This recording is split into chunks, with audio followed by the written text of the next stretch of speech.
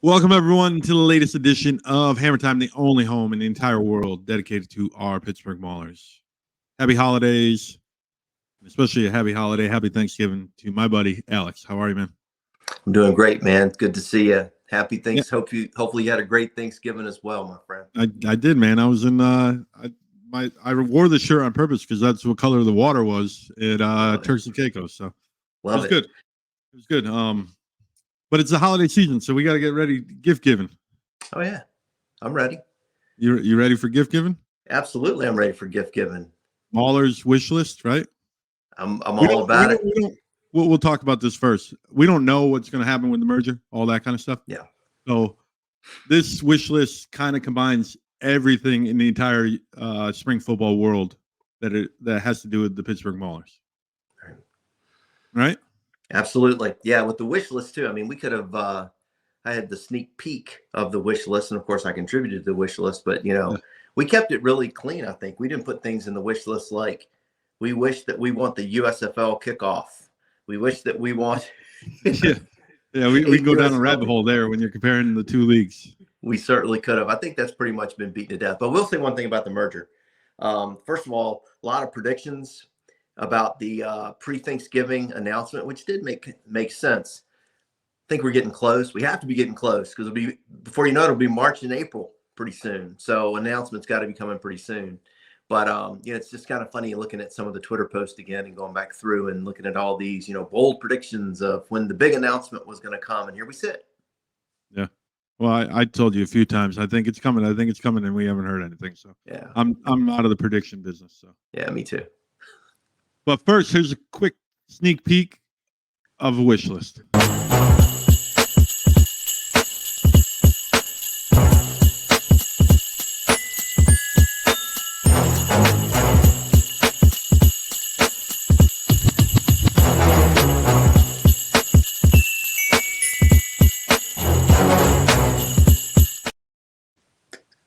There it is. There it is. Oh my gosh. Oh, that's great. Hey, you nailed it. None of that was too far off at all. And the little elf thing, man, that is too cool. That is too cool. Well, I was working on it this morning. I was like, I got to mess with Alex because we kind of have a tradition now that like you mess with me in front of the players, like trying to give away my money. And then when we have the solo episodes, I mess with you. So I was like doing this, and my wife's like, "Why do you keep playing that song?" And I was like, "I'm messing with Alex."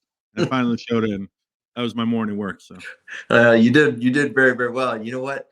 All four of those things on the wish list were all true. I would take them right now if given to me. But yeah, I have to tell you, when I was watching the show with Terry Beckner, when I said you were giving away $100 for every correct answer, the look on your face was pretty priceless. So yeah, because I don't want them to. I go see them in Canton, Pittsburgh, wherever they are, and they'll be like, "Hey, you owe me $100," and I'm like, I guess I kind of whatever. But so our Maulers wish list brought to you by Hammer Time, Alex and Webb. We'll kind of alternate back and forth. Ready? let's do it. Alex, number one, the offensive line gels. Please explain. Absolutely. I think last year we were better later in the year when that offensive line came together, and I think they sort of fueled that run. And a little bit later on, I won't give one of my other wishes away with that happens to do with some free agent running back we got from New Jersey. But if the offensive line gels from day one and we can establish that run game, I think it's going to really open up Mazzone's offense tremendously. It's going to make us, I think if anything, last year we had a hard time at times running the ball, controlling the ball. Troy Williams was our, many times leading rusher. And that's usually what you don't want from the quarterback position. That tells me that there are a lot of maybe scrambles or, him making something out of nothing. But I think we have the talent there. I think we have the depth there on the offensive line. I just want to see it from day one. And, that's usually what's behind, right? When you come out of training camp, especially in spring ball, it's hard to get a good offensive line to gel, all cylinders firing. I want this offensive line firing from game one until we win the championship. I can't disagree at all. Like you've seen they are making an effort to fix this offensive line. I think with the free agent signings, the Sean Browns, the Brodeur's Hams, the Austin Reeves, all of those never mind the Leon Johnson that came in later in the year. Terry Poole was middle of the year. You got Traquan Dorsey, who's a younger guy. Like they were bringing a conglomerate, and that's the reason why I use actually this graphic, because there's like 12 different icons there, and those 12 icons really are one person for each of those. Really, that's when I saw that, I was like, I got to use that for the offensive line one. Yeah. It's essential for this offense. With Mazzone's offense, you have to get protection. Yeah. So, well, you need protection regardless. It doesn't matter whose offense, but especially this new offense. If that offensive line can hit the ground running, this team is going to go for the moon. So absolutely. Wish number one for me, Boogie signs. I know we got a bunch of free agents out there, but Boogie, come on, man. Come on. Like all the rest of them, like Gilbert went to the NFL, Ted's in the NFL, Carp's in the NFL. It's just you, Boog. We're just waiting on, and we lose Olive, and we're just waiting for Boog. Boog's got to sign. He's the face of the team. I know he's always said, "Oh, wait until everything comes out with the merger and all that kind of stuff, or until he figures out what is going on," which I completely understand. But that's my holiday wish number one, because we can't lose 2 defensive tackles on that defensive line. We lost 1. That's the max. Boogie's got to come back with Beckner, and then you add guys like Will Miles and stuff like that into it. Yeah, I mean, even when Boogie resigns and we get him back, I'd probably have to put an alternate wish in the wish list of be great to pick up on a defensive lineman too, to add some additional depth, because I think we're good there, but we definitely need the big guy to sign, not just from the talent that he brings to the field and the impact he makes there, but sort of the glue that holds that locker room together and that defense together. He's a leader and a great face for the franchise, and I can't wait till he resigns. Yeah, he's going to resign. So I guess this is an easy one. So my wishes, the stocking stuffers, the candy I went back to my childhood, the candy, and then you get the deodorant and the socks, right? In the stocking, right? Like it's necessary, it's essential, it's needed. Right. Boogie is a stocking stuffer. Yeah. In my eyes. Yeah. Candy I could handle. The deodorant I can do without. Yeah. Gotcha. Number 2 for you. Go ahead. Mazzone's offense is a perfect fit. That's what I hope for. Because again, I think that we've done a great job of adding depth to the offensive line, adding depth to the running backs, signing DeAndre Overton to give us that blow at the top, over the top receiver. You've got 2 good tight ends in Stocky and Siebert. And I think we need to come out of training camp not only with the offensive line gel, but that the offense that Mazzone puts together utilizes the talent that's already in place. So that's my wish. I know that's a lot to ask for coming out of training camp, but the offensive line gelled and getting a good grasp on Mazzone's offense, and Mazzone knowing how to use the pieces that are in place to hit the ground running from day one. Because if you look at our season, to go back last year, we struggled offensively. Those first few weeks, even in that week 3 win against the Stars, we struggled in the red zone. We struggled offensively for a good portion of the year. Got to get off to a good start. So that's wish list number 2 for me, that the guys pick up on the offense and that we're efficient from day one. Yeah. It took until 2.5 games to score 1 offensive touchdown. Yeah. That cannot happen in 2024. No. And especially if we're going into a bigger league, like you're going to fall behind, and you're not going to see these teams twice. Like they were able to see New Jersey twice. If we stay at the 10-game schedule and you got 12 games, you're not going to see every team twice in your division. Or if you do, then you're not going to see every team in the league. So I think the offense has to hit the ground running, because every game is going to matter even more, because that could be your tiebreaker going into the playoffs. That's right. So I think this is the perfect one. I think this is an obvious one. I think his offense is perfect for a couple of our parts, like you said, Overton, Trey Williams, I think is perfect for it.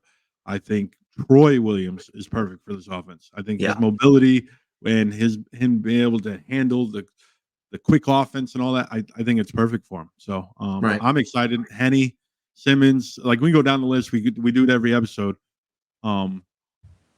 This is essential for successful 2024. Hey, quick question for you. The icon bottom right column, that looks like an asterisk to me. Yeah, I think it was supposed to be a snowflake, and with the colors. No, it's good. It's a snowflake and it's pretty, but I mean, if we do merge with the XFL and we whip those XFL teams like we should, will there be an asterisk beside the wins? Is that why you put that there? Maybe. Who knows? Maybe they'll count, right?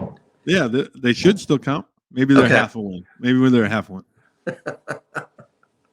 My wish number 2. So when I was a kid, you did the stocking stuffer, and then like your mom always got you clothes. It always got you clothes, and like you wish that it was like your go-to sweatshirt, a hoodie when you're a teenager. You know what I mean? Like something cool, not like mom clothes. So like this is something cool, not mom clothes. All right, this is not some sweater that she wants you to put on for pictures one time and you're never going to wear it with your friends. This is play at least some home games in Pittsburgh. I don't know what that looks like. If they're based out of Canton and they play in Pittsburgh, or they play some games in Pittsburgh and the rest in a different hub, but get your feet on the ground in Pittsburgh at least. Heck, we're training all these players with the Pittsburgh trivia, so they know exactly they know how to use the word yins correctly. Like we have to get into Pittsburgh, get Steve Meyer home and the Hortons home, just get them home whole. Like they're all Pittsburgh guys, or they have at least ties there. Like let's just get into Pittsburgh at some point, even if it's if you have 5 home games and it's 2 or 3. Like just get in there. It doesn't have to be all of them. It has to be financially responsible, but they got to get into it. They did great in the Canton community, in Detroit and Memphis. All those home teams did great. Now we got to start getting Pittsburgh, New Orleans, Houston into their communities outside of just being able to turn on the local Fox station. So that's just my holiday wish. I hope it's a cool sweatshirt. That's it. Well, 2 questions. Number 1, if you could have gotten that cool sweatshirt, what would it have been? Back then it was probably a UConn Huskies basketball sweatshirt. Nice. Okay. Yeah. Instead of some, mom's still stuck in the early 90s, and I was a teenager in the late 90s. We were a little different. It was a little bit more bright. Actually, it was a lot more. Early 90s was a lot more like the kids nowadays. Right. The late 90s was kind of like a little grungier, I guess, a little edgier. You know what I mean?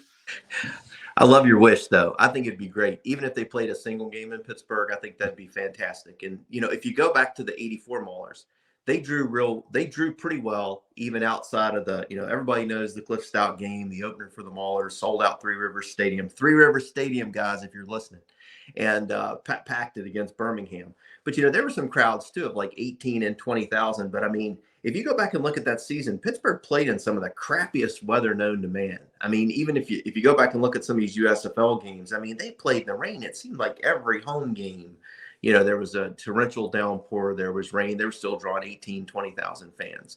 So I agree with you. I think to get back in the community, to let people come out and see these guys and, start to interact with the community, even if it was just one game, just a good Christmas wish. I hope it comes true. Yeah, my idea is so it's a 10-game season. If you have 4 hubs, which are rumored to probably do more, but if you have 4, you do the first 8 weeks where you're in the hub system, and it does benefit a team like Birmingham or Memphis that are already playing in their home, but your home games are in your hub town. So for the Maulers, it'd be Canton. But in week 9 and week 10, you play 1 road game and 1 away game, and your 1 home game is in your actual city. At least get in there. That's it. And everyone, and you get to, for the Maulers, it would have been, they would have played a home game against Pittsburgh or Michigan in week 9, right? It was Michigan. They played in Pittsburgh, and then they went to New Jersey for week 10. Yeah. And it just, I don't know if that was the exact way it was home and away and all that, but I just feel like it would help us. It would help the league grow. It doesn't have to be the XFL where we need 8 teams and then they all fly back to Arlington and they all fly out. Like, don't waste money. I don't want to waste money. I want that 1 or 2 times to be like special. If you're not in the city full time, I want it to be special where like it's a big deal. Like the people of Pittsburgh will be like, okay, week 9, we got our team. Let's go support them. Let's go check them out. You offer affordable tickets, just get them through the door. And now you're going into the playoff run. And if the Maulers are doing what they did last year, now you got a fan base that's growing. And I just think if you're in Pittsburgh, it works. Yeah. Brilliant. Yeah. Your final wish. Yeah. I'll even take this a little farther. So picked up from the New Jersey Generals, Trey Williams. And I think he can be a real difference maker for the Maulers this year. I'd even say not only all USFL, but that he leads the league in rushing. And what that would tell me kind of goes back to the wish list number 1 and number 2, that we were able to establish a running game. Because I think at times last year, not being able to run the ball effectively hurt us. If we can establish the run, if we can control the ball, play complementary football with that defense, not keep the defense out there on the field the entire game. A guy like Trey Williams leading the league in rushing tells me we are controlling the ball. We are able to run. And then everything we do can come off of the run. Think about the weapon that Troy Williams is. Think about the weapons that we have at our wideout positions now. We've got some guys that, at our disposal. You establish the run game, it's going to open everything up. So Trey's a big part of that. And I think between Trey and Madre London, we've got some guys with some experience at the professional level, and that we can establish a really good running game. I'm kind of giving the nod to Trey to lead us up in that direction. Yeah, definitely. And he's kind of the perfect back, just like TJ Logan was in Mazzone's offense in New Orleans in 2022. Kind of catch the ball in the backfield, can take a home run hitter, got that speed. I think he was top 5 in rushing in 2022 for the Generals, right? Yeah. Trey was, and he was the second running back, and he was top 5.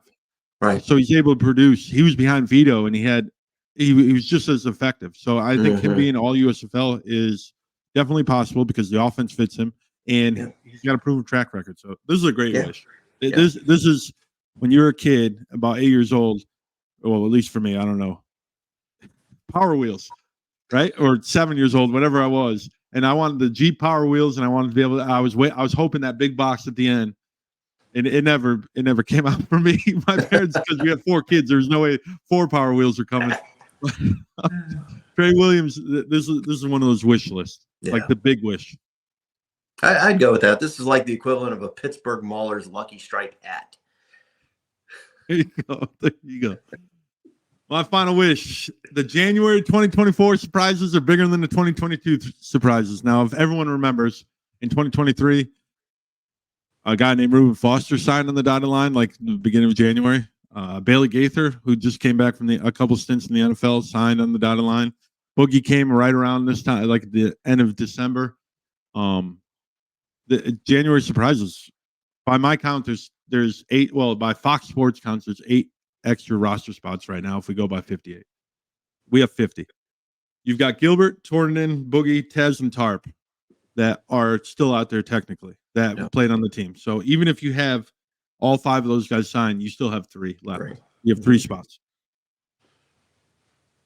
Imagine getting a big play tight end, like with Matty Siebert, and you can keep Stocky kind of as that fullback, H-back kind of thing. Yeah. Imagine if you get a corner like a Mark Gilbert, who's playing on the practice squad and turns out to be the best corner in the league. Because remember, he was signed in February. So I guess that's like the January surprise, or maybe it was March.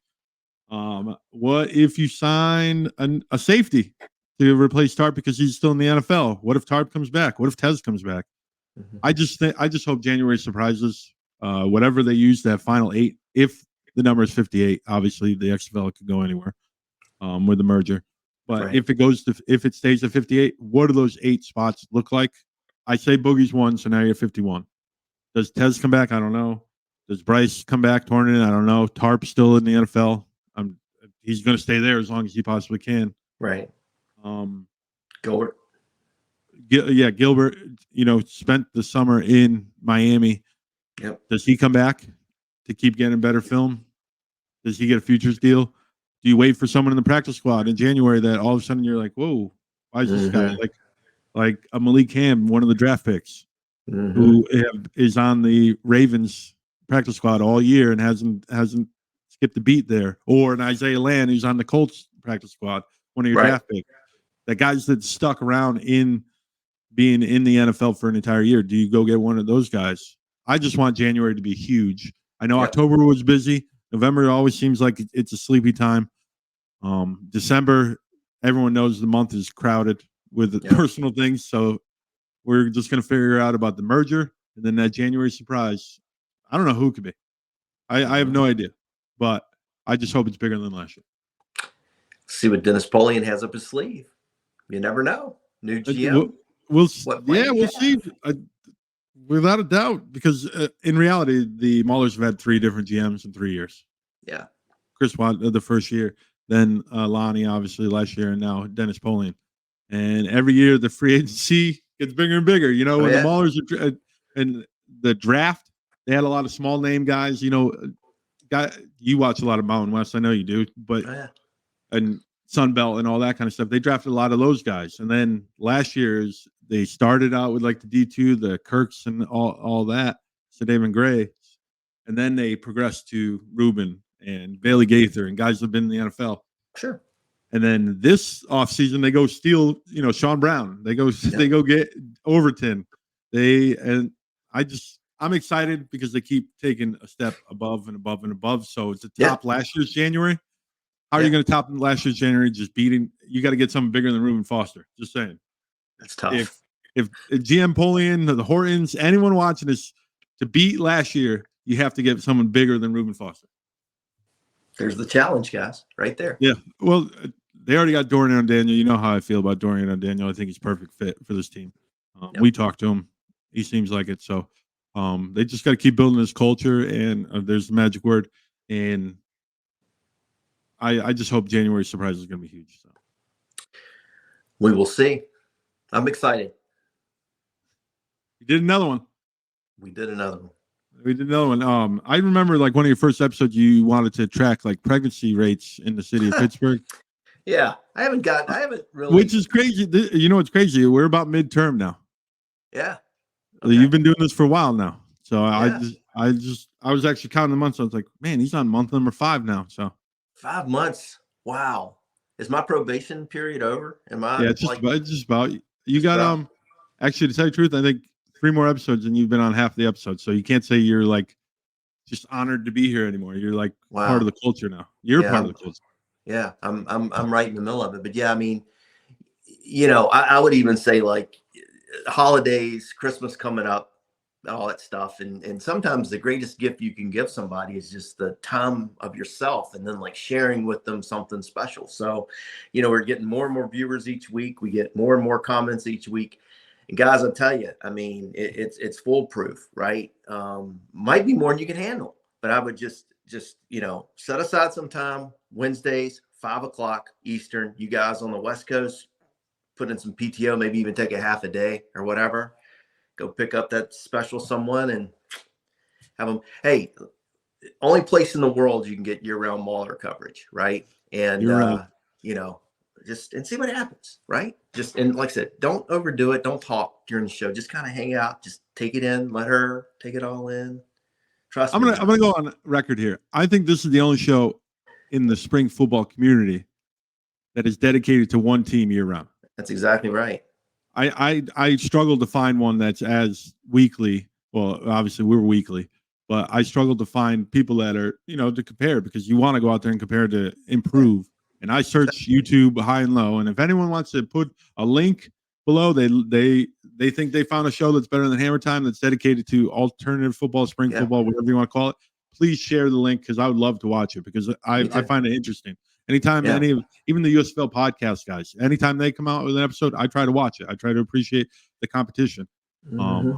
The Panther Shadow, he hasn't done one in 6 months, but like I appreciate all of those competition. Even Table Talk, right, with Ace. Yeah, like I look forward to, hopefully people can put out more episodes on a continuous basis like we do. And this is the only show in the world dedicated to a team in the spring football community. It doesn't even have to be Pittsburgh Maulers. A team all year round, all the time. Everything is black and gold. Doesn't make a difference. We do double episodes in some weeks, so we can take weeks off, just you guys can have a Hammer Time on Wednesday nights on Friday. Wednesday nights with Alex and Webb dinner. Exactly right. Do you know how rare it is to, like, let's just put it in perspective, like we were asking, about getting drafted, right? And what it meant to have the name called at the NFL draft, and like how few people get to do that. If you bring your significant other here on Wednesday nights at 5, there's only one host of Hammer Time in the world there's only one co-host of Hammer Time in the entire world. I told my daughter that. She wasn't overly impressed, but I am the only co-host of Hammer Time in this entire universe. Yeah. You can't top that. Yeah. Can't top that. Can't top that. MC Hammer said you can't touch us. Hammer Time, trying to connect it all together right there. Can't top that. We'll put the hammer on him. Yeah. All right, do this again next week. Maybe we'll have a guest. Maybe we'll just rant a little bit more too. We can just talk some more. Anybody want to call in? Let me know how you did this week, Wednesday. Keep it PG because of the YouTube post and everything, but don't miss your opportunity, gentlemen. All right, this has been Hammer Time. So long, everybody. Hammer down, hammer out, Webb and Alex out.